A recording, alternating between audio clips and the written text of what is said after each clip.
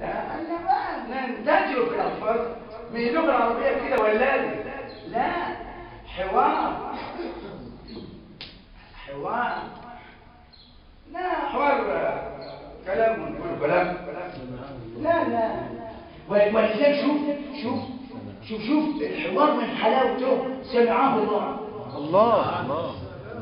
قد سمع الله ما خدتش بالك انت ما خدتش بالك ليه ما هي قد سمع الله ربنا يسمع لحاجه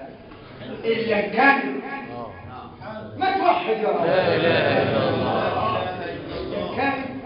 يا بختك ولذلك امير المؤمنين مره قابلها في السك عرفها قال مين المحتشمه دي قالوا يا الست مرات اول صامي خوله قال وين خوله بنت مال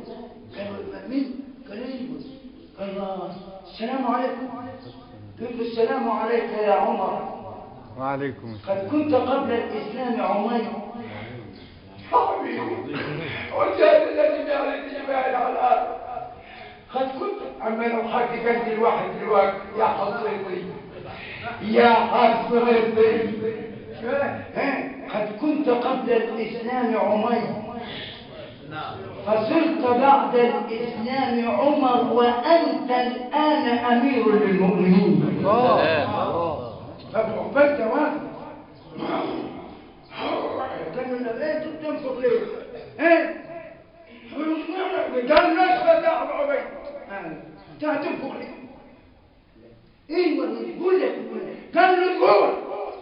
اما تدري ان هذه الله والله لو وقفت معه بقية عمري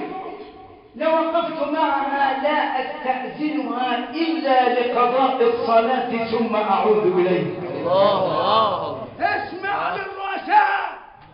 ألا يسمع لها عمر وقد سمع لها رب عمر من فوق السبع الطباق الله أكبر الله أكبر المجادلة أو المجادلة ايه اللي جاي ست جايبه صوره عن المعص مش بكلمه المعص بقى لا ما جاش اسمها ابدا هي كمان كان الحروف مد يبنى منها ايه ده قال امال ايه اجمعهم من القيامه فينبئهم بما عملوا ايه 6 في المجادله نعم. احصاه الله ونسوه عرفت ان احنا ما ننفعوش معصي عرفت ان احنا ما ننفعوش معصي ابدا شلت كل ابن مين قال ايه ده احصاه الله ونسوه شوف ختام الايه والله على كل شيء شهيد والتائب حبيب الرحمن